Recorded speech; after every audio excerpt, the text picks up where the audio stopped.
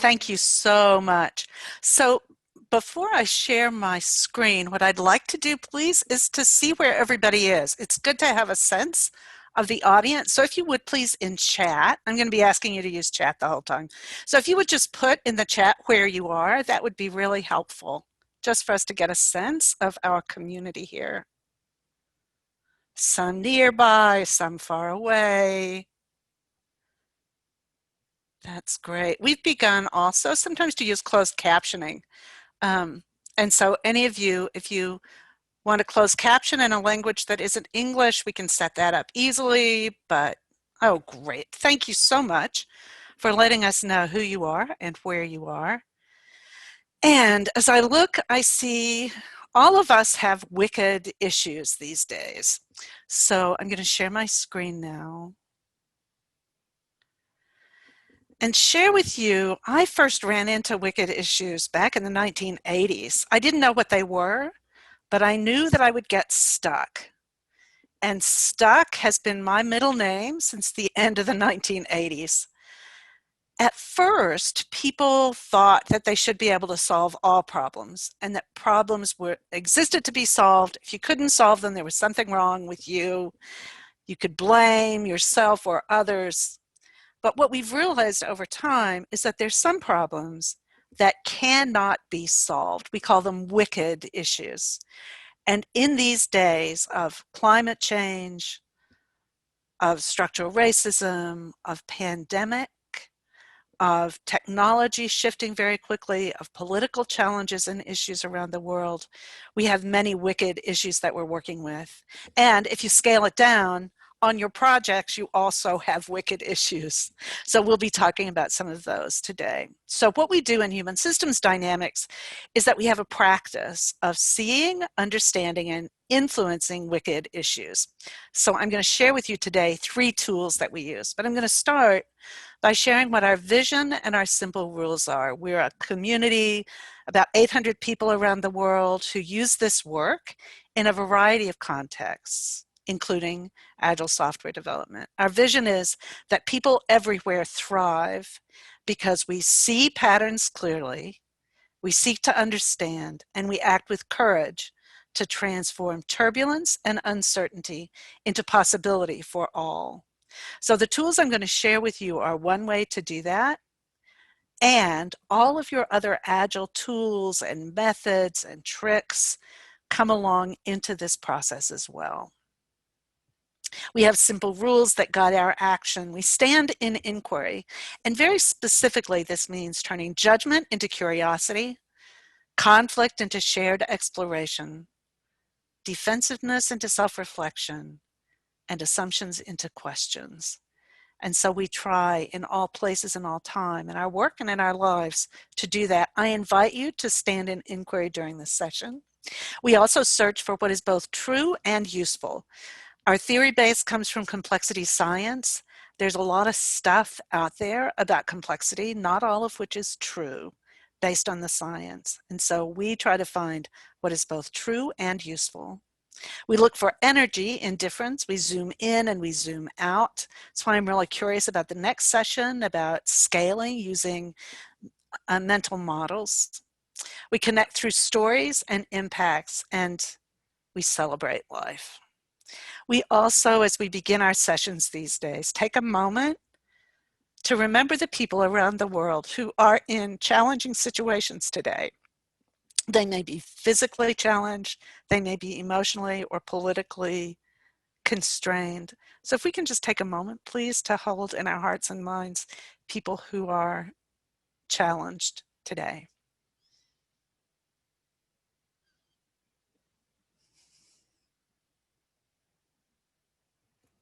Thank you for that. I'm sure each of you knows some individual faces that you're thinking about, and others of us see the world as a whole. Please take that space and fill it with empathy and hope and energy for whatever is to be next, yet to come. So what I want to do with you today is to talk about what is a wicked issue, so what can you do about them, and now what is your next wise action? This cycle of data collection, meaning making, action and data collection, iterative cycle of learning and action we call adaptive action.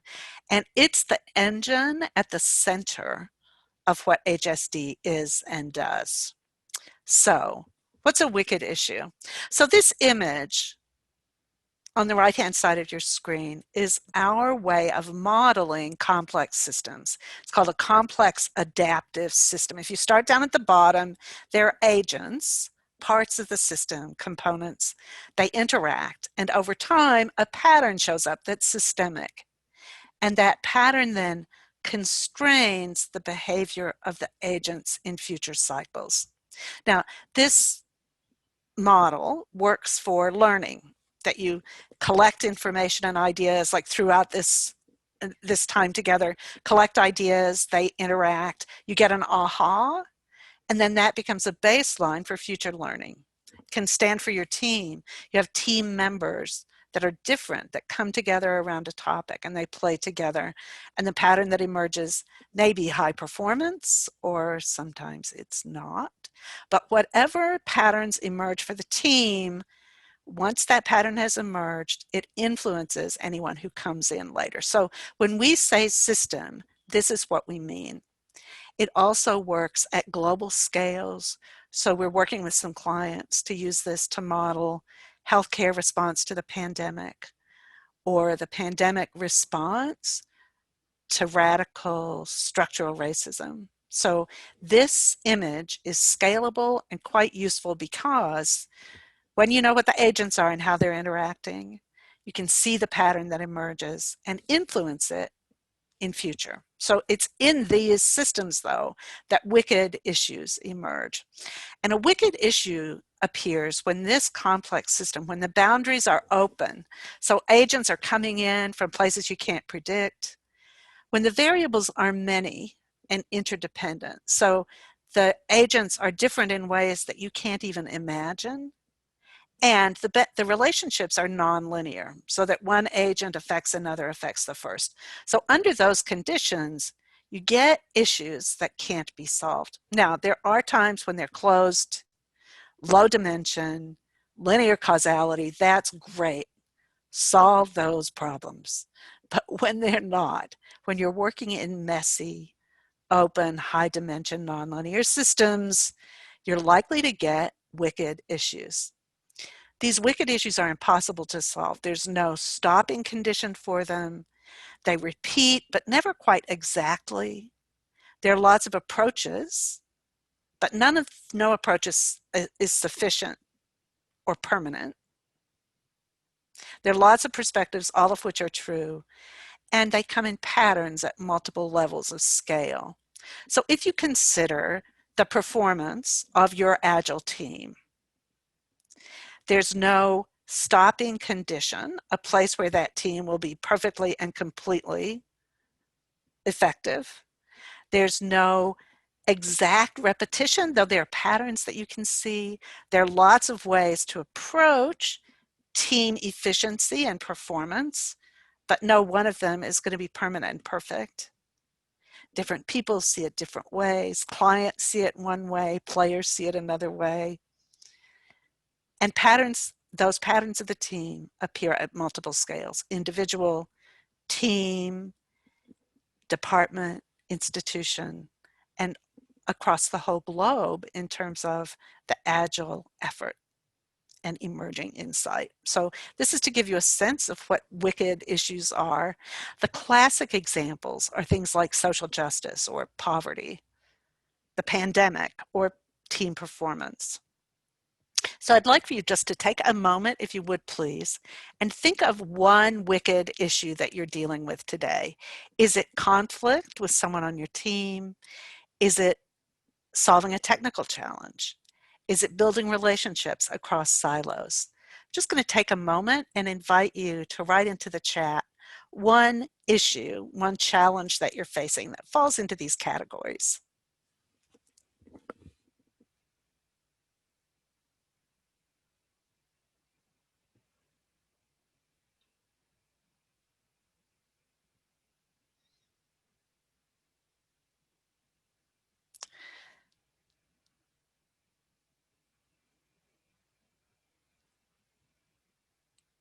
Thank you. Oh, exactly.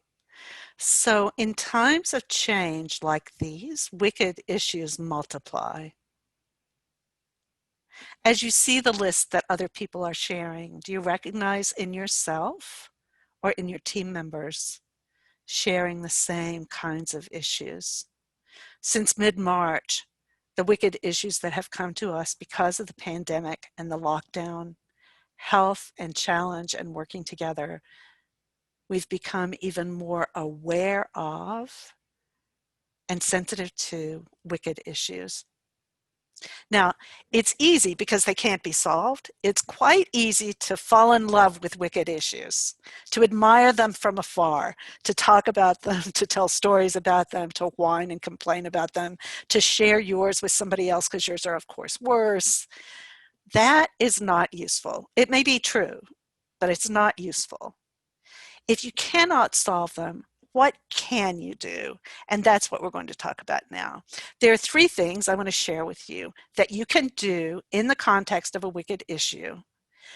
The first thing is to think about it as a pattern and not a problem.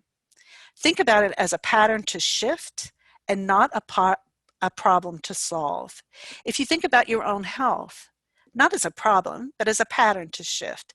If you think about having small children and a spouse on the other side of the room working and pressure but lack of connection, if you think about that not as a problem to solve, but as a pattern to shift, then you can begin to influence it even though you can't solve it.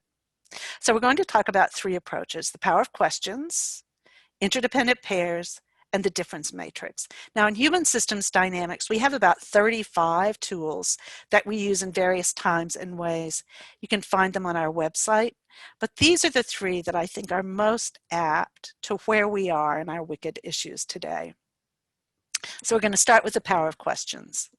What this is a facilitation technique that operationalizes shared inquiry. It's simple and it's a fast process. Since the middle of March, we've been doing a Power of Questions session every weekday morning for 20 minutes. Anyone is invited to come. 20 minutes, we go through a whole cycle. It works with individuals or with groups. You can do it virtually or in person. It works whether you have a familiar group of people who are pretty much the same or if they're totally diverse strangers. This group that we do every weekday, we never know who's going to show up. There are people around the world who come.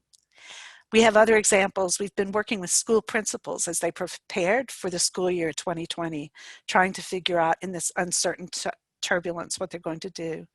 We've been working with healthcare workers and leaders in the UK, facilitators for human rights in factories, international communities, lots of different groups, customer service supervisors in banks.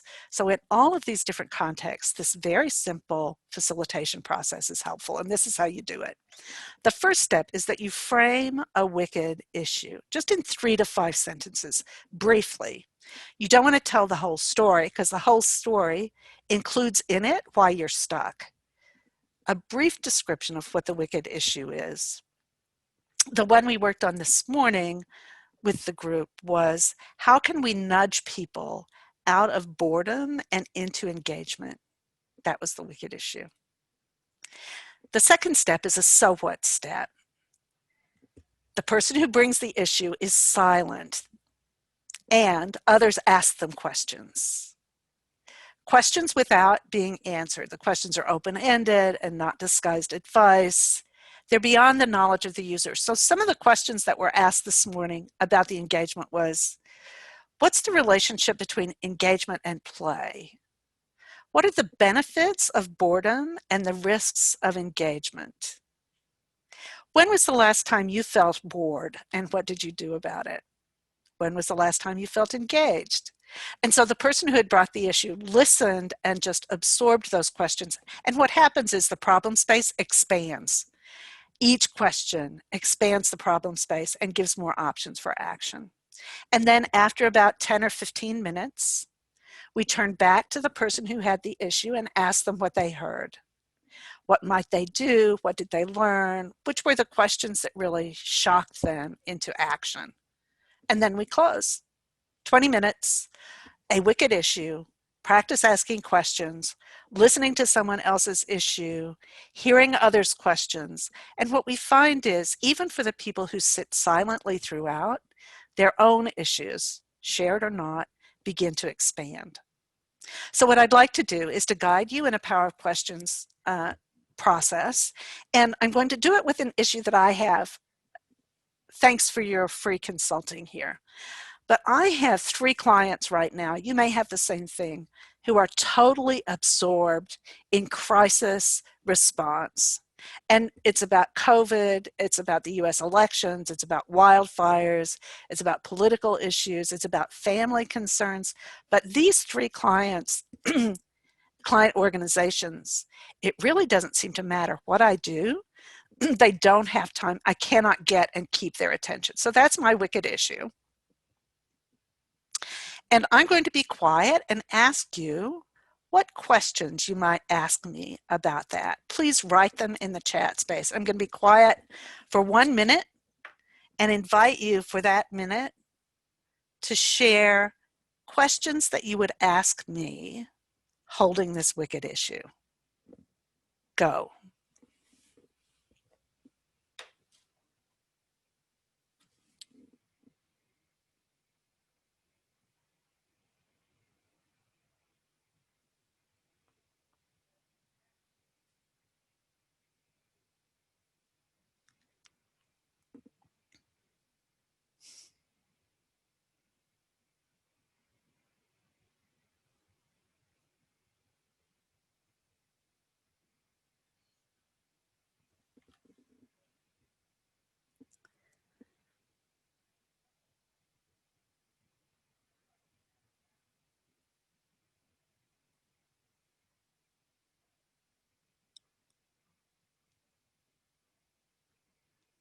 Okay, another about 5 seconds. These questions are great.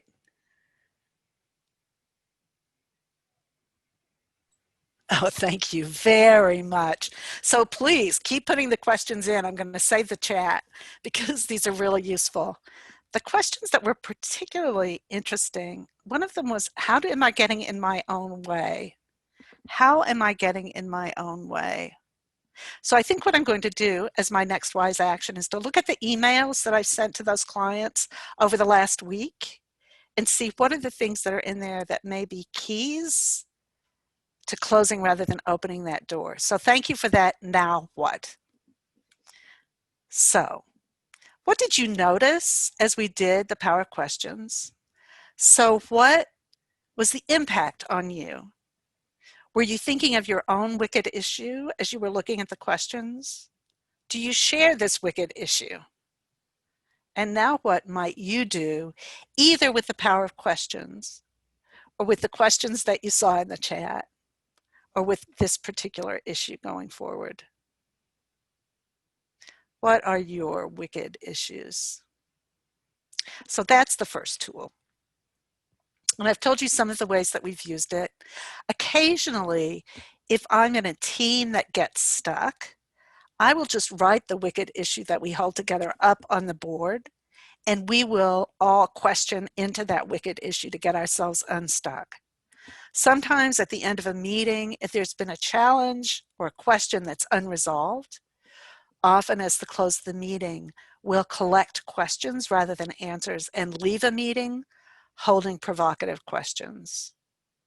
Sometimes when I'm stuck and don't know what to do, I once did it with somebody on a plane. I was on my way to Europe. I had this massive issue and I could not get out of my own ever and always voice about it. So I turned to the person who was sitting next to me and I said, if you'll give me 3 minutes, I promise I won't bother you the rest of the flight. I gave my wicked issue and she started asking the most mind-blowing questions you can imagine. She was an artist and she asked questions like, where's the light coming from? If this problem had a frame, what would the frame be? How big are your brushes? What's the medium? So these questions just blew my mind, opened it up, and by the time she finished, I had new ways to see and think about the wicked issue. Yeah, it was really quite amazing. And you'll find as you do this with the same groups over and over, there'll be some really shocking questions that will come up. So last week, we were talking about the fires, the forest fires in California and the ones in Australia, about what we can do in that moment to be friends with Mother Nature. It was a question like, what do we do when Mother Nature gives us situations that are difficult to deal with? And one of the questions that came from a guy in Brazil was, what if the fires are birthday candles on Mother Nature's birthday cake? What if they're candles on Mother Nature's birthday cake? Now, he didn't really expect us to answer that, but it was certainly a mind-jostling question. So that is the power of questions. Yes, the power of metaphors. That's lovely, the power of metaphors. So tool number 2, interdependent pairs. Now, one of the things that we know for sure about complex systems is that they hold paradox inside them, that they're mutually exclusive issues inside the challenges that bring tensions. Some of you may be familiar with Johnston's polarity management. That comes out of this same principle. The only thing is that in complex systems, there's not just one tension, one polarity, but there are many. So often we find if someone's running around on a wicked issue and the same thing keeps coming up over and over, often deep under the water, there are tensions that are not resolved. These interdependent pairs may be individual ones or team ones, organization or community ones. They may lie very deeply. We have a group who's looking at democracy in the USA these days, and they're seeing one of the fundamental interdependent pairs as freedom and equality. Now notice both of those are important. Freedom is an important thing. Equality is an important thing. But if you're totally free, it's not going to be equal. And in order to get total equality, you have to zero out freedom. So that tension between freedom and equality seems to be, for this group, a tension that's driving the dynamics in the US political process today, just as an example. I also find that tension inside myself, especially when I'm dieting, freedom and equality. They're always present. Often they're implicit. And part of your job as a coach is to make those implicit ones explicit, to help bring them to the surface so they can be conscious and don't just drive unconscious dynamics. They manifest socially and physically, emotionally, intellectually. If you think about your experience working during lockdown, you'll see that there are fundamental tensions that you've been dancing with. If you think about the two standing edge to edge, and that you're a slider moving back and forth. So in this moment, well, think about the tension of being an effective team member and being an effective family member when you have toddlers at home and you're working at home under lockdown. Those are both good things. And what you have to do is every moment say, where am I now on that continuum? Is that serving me and us? And if not, how do I shift? Is this a moment when I need to shift more toward parenthood? Or is this a moment when I need to shift more toward employeehood? And that becomes then a frame in which you're making decisions all the time, doing your adaptive action. What am I seeing? So what does it mean now? What are my options? What do I see? Around and around. Often they define the role of power in a human system. People in power are the ones who privilege particular distinctions. And you find yourself when you get a new job, when you work with a new team, even sometimes when you get a new sponsor, a new client, you'll find that they have a pair of tensions that wasn't relevant to you before, but suddenly it is now because that person is shaping the space in which you play. We also think that this redefines what resilience is. That resilience for us is to know what are the pairs that are critical in a moment, to be able to play at both ends, and to be able to choose a place between that's most productive and useful. So here are some standard examples. Are you going to have speed or quality? Now, obviously, in all your project work, you're somewhere in between. Is decision making going to be centralized or distributed? Are we working with the self or with the team? Autonomy or dependence? How do those work? One of the things that we've seen, particularly in Agile implementations, is that often people coming into Agile see distributed decision making as the only way that decisions should be made. But that's not very resilient because there's some decisions that really have to be centralized. So what is centralized and what is not? So those are interdependent pairs.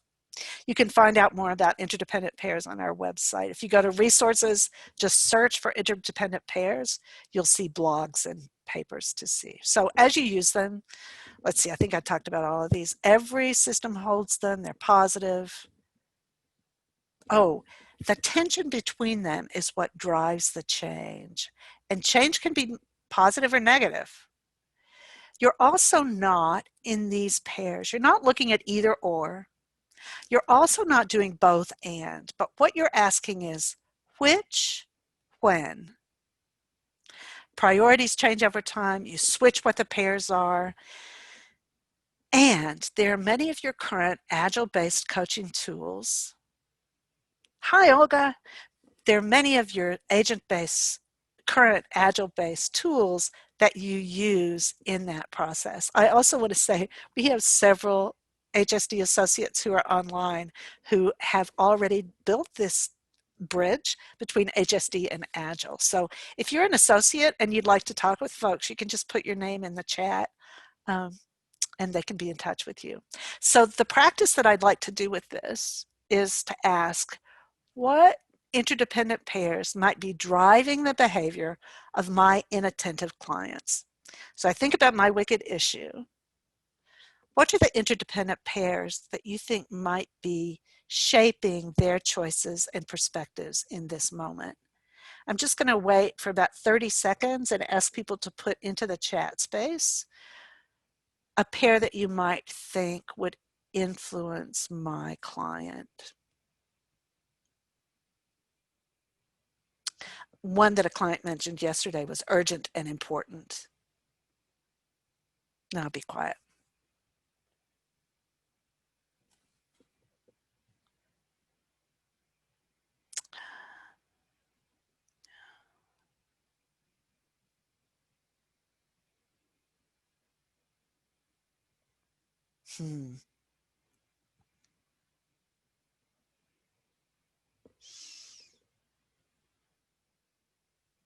Present and future. That's one that has come up a lot, Jorge. Yeah.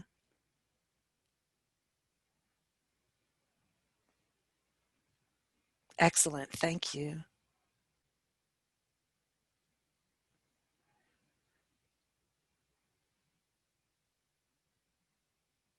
Yes, planning versus adaptability. How do you stand in a space where you have to plan and yet you know there's uncertainty? How do you balance those two?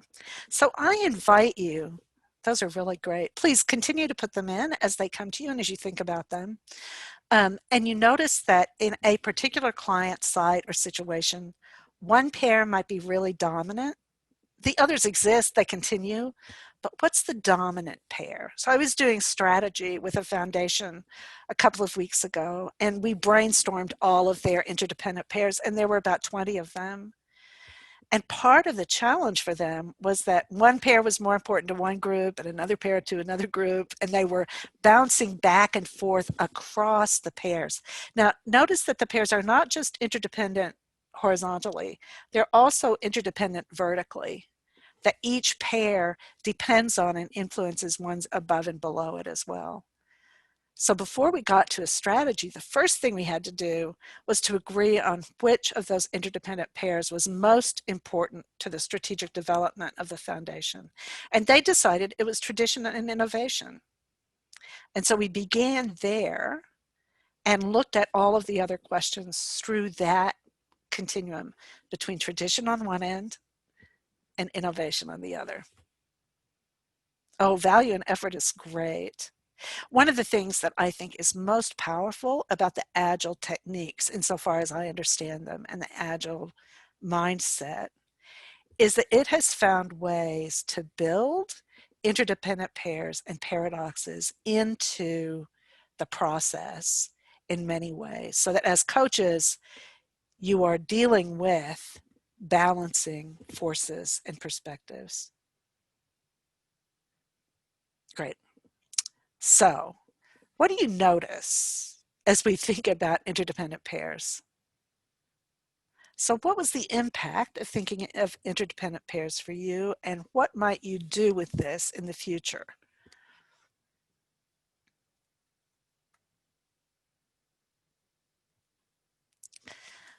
Okay, so we have one more tool, and I'm seeing we have about 20 more minutes, just perfect. So I'm going to pause here and see if anyone has questions.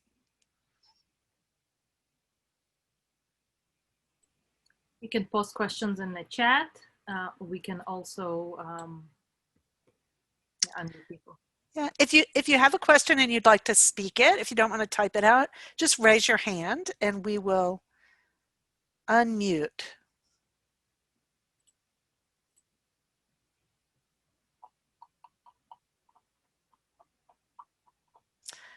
This isn't the last time, but this is a time for a question. Yeah, we can come back. Feeling a bit overwhelmed. So absolutely, I invite you into a longer exploration and reflection on these tools. They seem simple, and they are, but they're not easy, because what they're doing is challenging your fundamental assumptions about what it means to have a problem, to do a solution, to work in a predictable space. So there are lots of layers of challenge to long-held assumptions. One more shot to your system. This is called the difference matrix. And don't squint to read that. I'll show you a big one in a minute. So the difference matrix is one of the first tools that I identified in human systems dynamics. And it was because I was a facilitator, and I kept running into times when a team would be very productive and exciting, and then it would get stuck, or it would be stuck and suddenly it would unstick itself. And I wanted to understand those dynamics. And that's when the difference matrix came to be. It works on personal issues, professional issues. You can use it for individuals, you can use it for yourself or someone else or for a group. I often use it implicitly with clients because my clients are not all that interested in the tools that I'm using. Sometimes they are, but sometimes they're not. So I often use this implicitly to figure out what questions to ask when I'm together. And it also gives you a way to think about conflict. We use them in lots of ways. So let me introduce you to the parts of the difference matrix. I have a question. Sure. I have a question. One of the things that you've mentioned a couple different times is that you're trying to bring out the things that are implicit and make them explicit. I find that people are often uncomfortable with that. How do you navigate that? That is a great question. In my experience is people resist it if you tell them what is the implicit thing to make it explicit. If it's a telling, then they become immediately defensive, and whatever reason kept it implicit before kicks in. But if instead you ask a question that invites the implicit into the world of explicit, if you ask it as a question, then the person has the choice in that moment of bringing it out or not. So by standing in inquiry, you leave the power of choice with the individual or with the team. And if I ask if I see something that I think is implicit and I invite them into sharing, either by doing a power of questions or by using interdependent pairs or using the difference matrix, if that thing that I think I see doesn't come out, I don't bother it. I leave it where it is. Because what I realize is that the system hasn't built up enough resilience to be able to absorb it, or it doesn't think it has. And so the implicit comes into the explicit at the client's choice and not mine. I hope that's helpful. It's one of the reasons why the inquiry is so important, that if I come in as an expert, standing in an expert space, and I tell someone what the problem is, their immediate response is to deny or defray. What's the word for that? Anyway, yeah, there's a word for that. Oh, well. But if I say to them, what is the difference that you see? What are the pairs that are driving your process? What are the questions that you're holding? Then what is underneath and is ready to come out will come out. That's great. So you'll see how this can be really helpful in the difference matrix. So there are two things that we believe are critical in dynamics of human systems. One is, how much difference is there? Are the people pretty much the same? Are the perspectives, the expectations, the levels of interest, the cultures, is they're pretty much the same, very low difference? Or is there a great deal of difference, really high difference in the system? And depending on whether there's a lot or a little bit of difference, the process, the dynamics, the change will be quite different. The other variable that's key is, what are the connections? What are the exchanges in the system? Is the system full of exchange, lots of movement, lots of flow? Or is the system pretty much locked in? So if you think about these two factors, for those of you who know about the CDE model, this is saying within a given container, what are the differences and what are the exchanges? And then, of course, you get a 2-by matrix. If you think about the dynamics, when there are low differences, everybody's pretty much the same, and low exchange, that's a very stable space. It's a resting moment. It's comfortable. It's relaxed. But if you stay there for very long, you begin to die.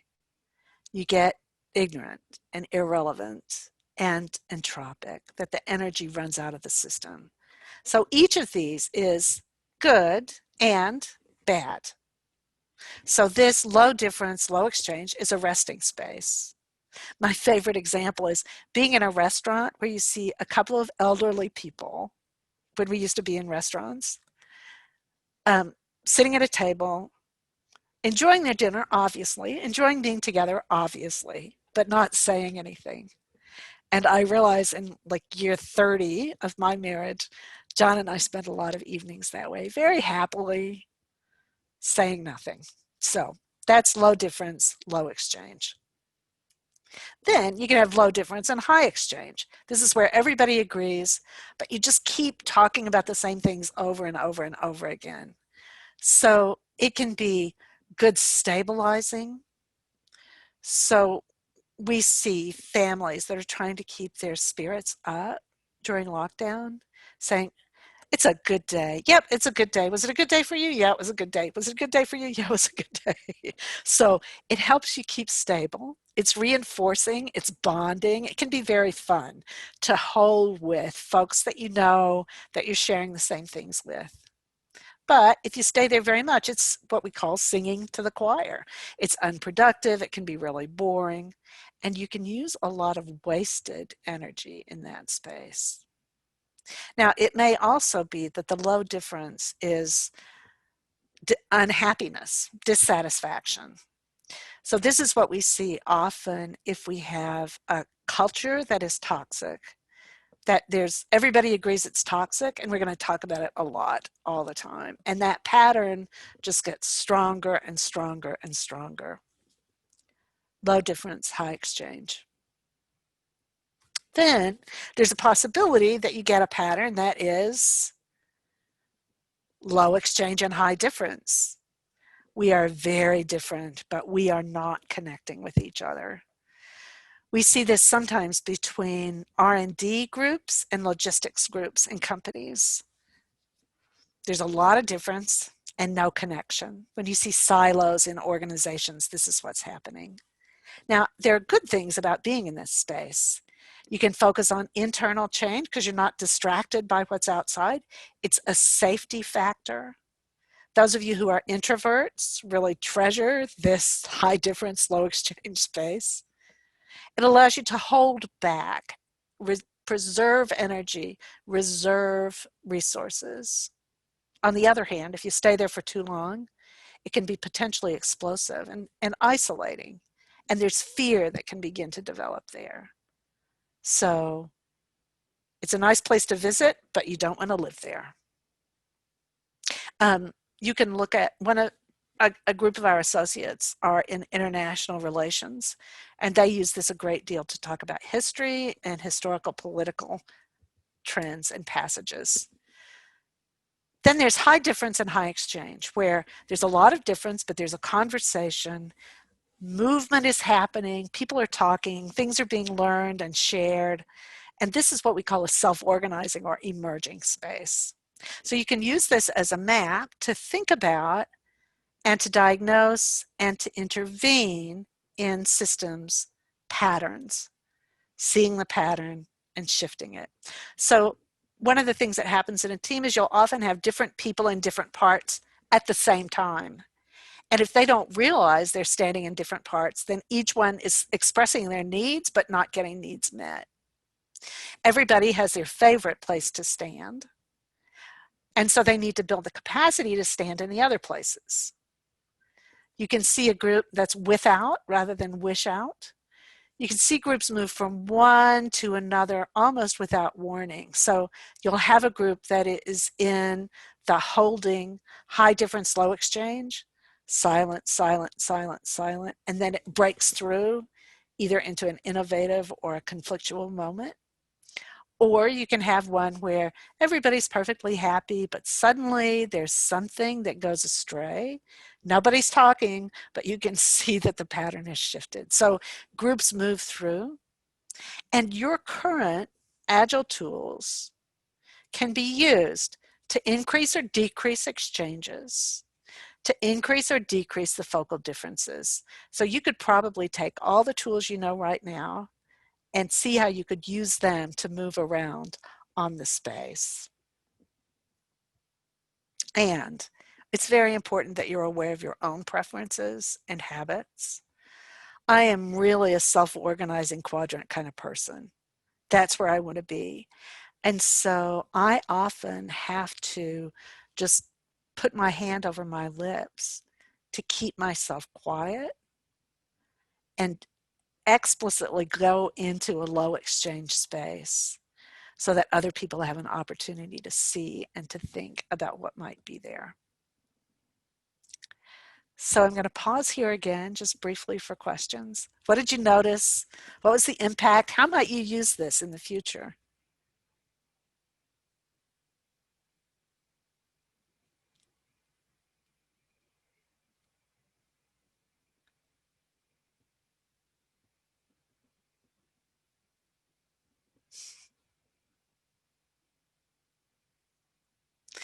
Yeah, so one of the reasons, Jessica, one of the reasons that we have such simple tools is that it's really important that you be able to have them close to hand and pull them out and use them kind of transparently. When a group is in trouble, or when a team is needing help, or when a coachee is stuck, you don't want to have to do a stop frame, freeze frame.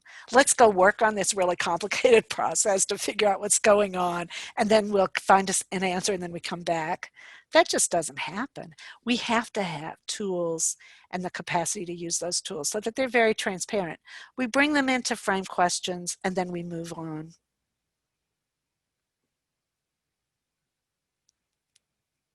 Yes, so some of you may have noticed that our byline is that nothing is intractable.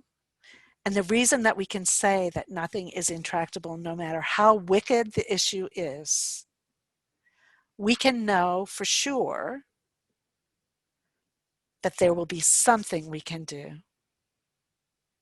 We may not solve it. It may be a wicked issue not to be solved, but we can find some wise next action.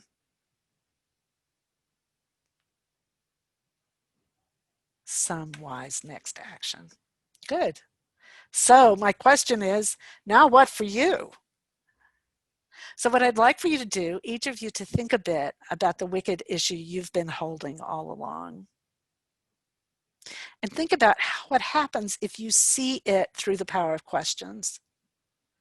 What's a powerful question you might ask? Or if you see it through the interdependent pairs, what might that uncover for you? Or where is it on the difference matrix, and where might it go? What is a now what for you? So Stephanie has a question about, can you use this as early warning to see when a team is shifting quadrants? You absolutely can. And what we call that is a weak signal. So let's say that the group is all in high difference, high exchange. The group is moving on and on and on and on. And one person checks out, goes into the low exchange. Now that's a weak signal. You might not even notice it. Let's say you have a room full of 20 people, all of whom are really busy. One person does that. Well, it's a weak signal. And you can use that. You can see that as, oh, somebody's gone there. Let's see what happens. Then you may not want to intervene with one, but you want to be aware of the option, or two or three. And so it's a really good filter for weak signals that may then turn into patterns.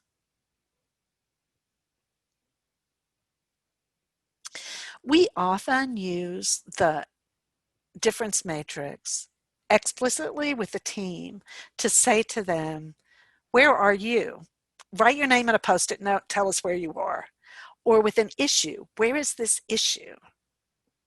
Or with stakeholders, where are the stakeholders? So we'll often use it as a way to get a shared picture of this complex adaptive system, the agents and where they are.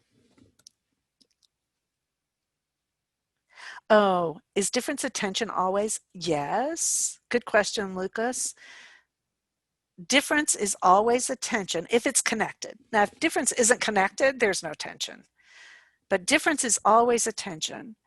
Sometimes that tension is positive and sometimes it's negative. So we kind of have a habit of thinking of tension as negative, but in a complex system, it's not. If you think about a car battery, the positive and negative nodes, that's a tension, and it's a generative tension. You're not going to get a current unless you've got two different nodes. So the tension is there. The tension is going to cause change, or has the potential to cause change. And sometimes that tension can be generative and creative, and sometimes it's destructive. And part of our job in holding the space as leaders or facilitators is to try to set conditions so that when that energy is released, it's released in a way that's useful for the team and the group. So as we move toward close, I am really looking forward to saving this chat, by the way, folks. We have lots of other resources that you can dive into. This book, Adaptive Action, came out in 2013, and it's a kind of guide to all of the core models, methods, and theories of human systems dynamics. You might find fun in coping with chaos.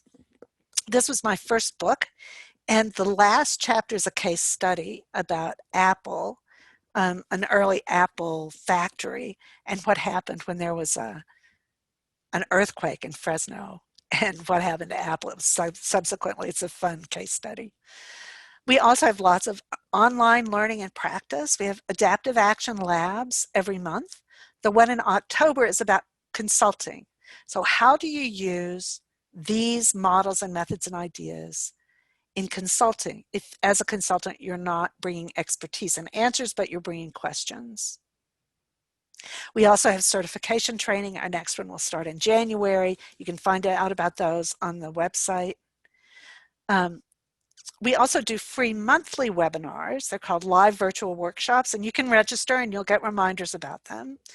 We've got lots of online resources, and I'll invite you to sign up for the Power of Questions. Now, I told you that we have this session every weekday morning. We had session number 128 today. And I invite you to sign up. You'll get a reminder, and even if you can't be there, you'll get the recording. So this is the place where you sign up for the daily Power of Questions. This is the link. And we also invite you to be sure to give us feedback onto the session. And with that, I believe that my time is at an end. Thank you for repeating that. And I'm going to stop sharing so I can see all your lovely faces and say thank you. And a deep thanks to those of you who are holding this space and structuring it in such a lovely way, an opportunity for us to come together. So thank you to you. Thanks to all, and I'll see you online.